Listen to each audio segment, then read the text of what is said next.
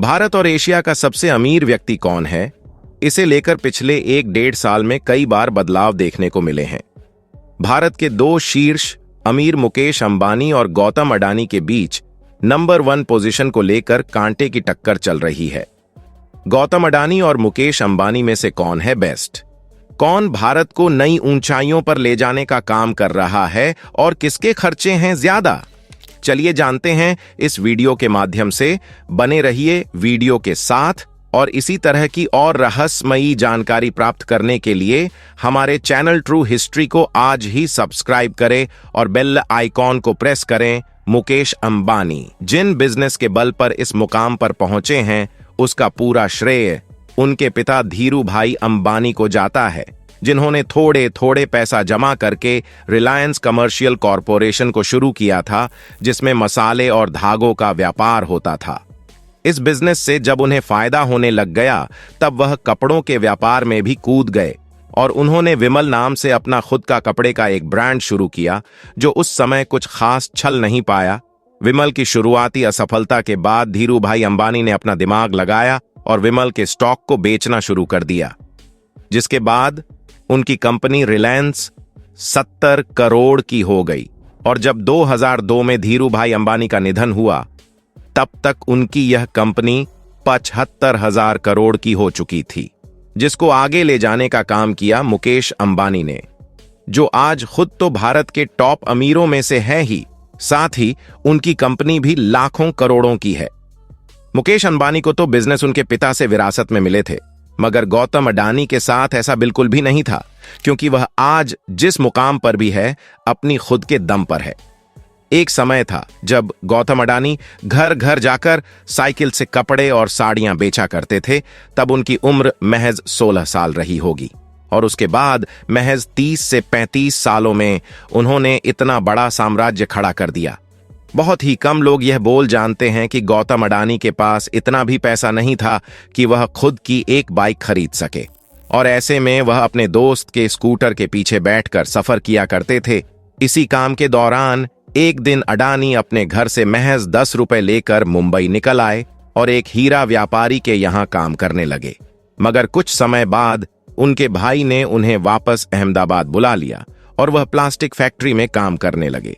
1988 में उन्होंने अडानी एंटरप्राइजेज की नींव रखी और इंपोर्ट एक्सपोर्ट का बिजनेस शुरू किया, और देखते ही देखते 1991 में वह आर्थिक सुधार के बाद उनके कारोबार को पंख लग गए। अडानी की शोहरत इतनी ज्यादा बढ़ गई थी कि साल 1998 में उन्हें फिरौती के लिए किडनैप कर लिया गया था, मगर बाद में वह किसी तरह छूट गए। अब बात करते हैं कंपनीज की। गौतम अडानी और मुकेश अंबानी के बीच टॉपर बने रहने की बैटल पिछले कई सालों से चल रही। इसमें कभी अडानी आगे हो जाते हैं तो कभी अंबानी। इनके बीच का यह खेल इनके द्वारा ऑन करी गई कंपनी के फायदे पर निर्भर करता है, और मौजूदा समय में जहां मुकेश अंबानी 11 कंपनी को ऑन करते हैं, तो वहीं गौतम अडानी 10 कंपनी के मालिक हैं।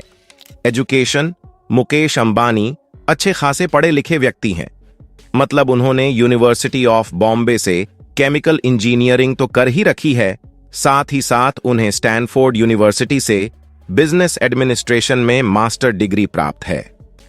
हालांकि जब बात गौतम अडानी की आती है, तब वह ज्यादा पढ़े लिखे नहीं है, और सबसे हैरानी की बात यह है कि उनके पास ग्रेजुएशन तक की डिग्री नहीं है, क्योंकि आर्थिक तंगी की वजह से उन्होंने गुजरात यूनिवर्सिटी में कॉमर्स की पढ़ाई को 2nd ईयर में ही छोड़ दिया था।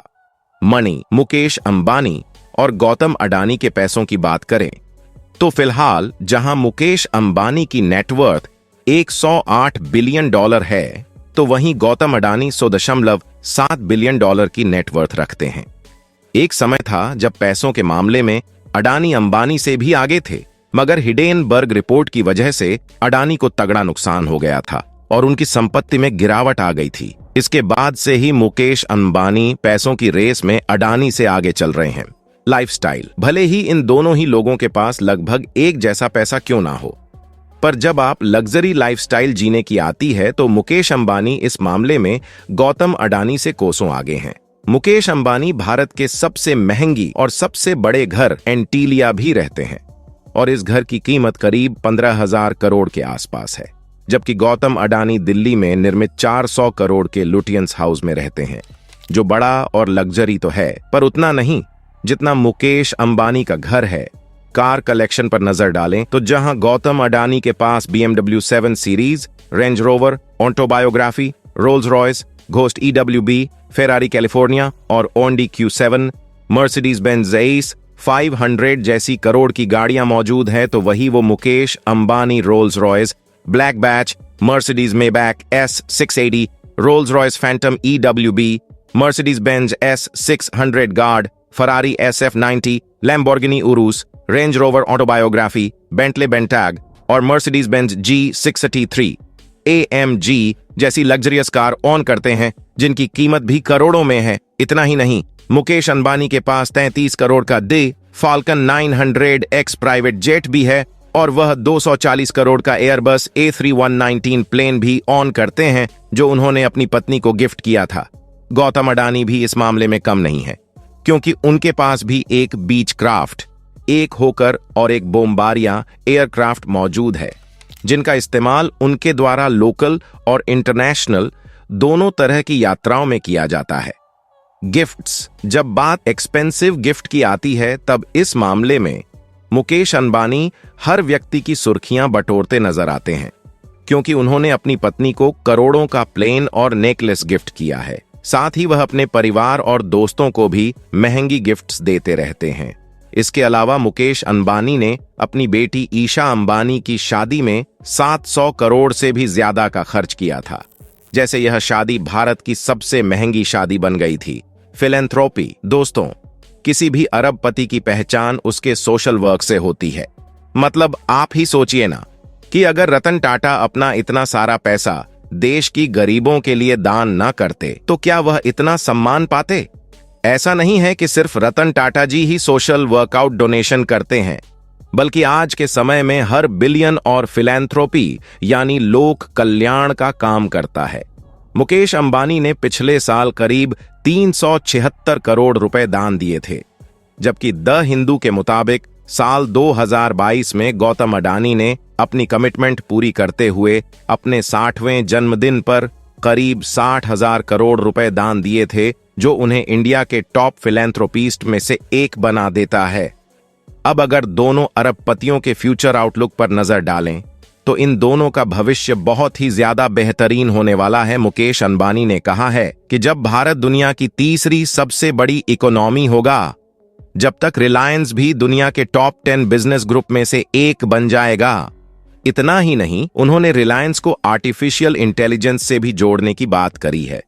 तो दोस्तों, कैसी लगी आपको हमारी ये वीडियो, हमें कमेंट करके जरूर बताइएगा और जाते जाते इसे लाइक और चैनल को सब्सक्राइब जरूर कर दीजिएगा। Thanks for watching.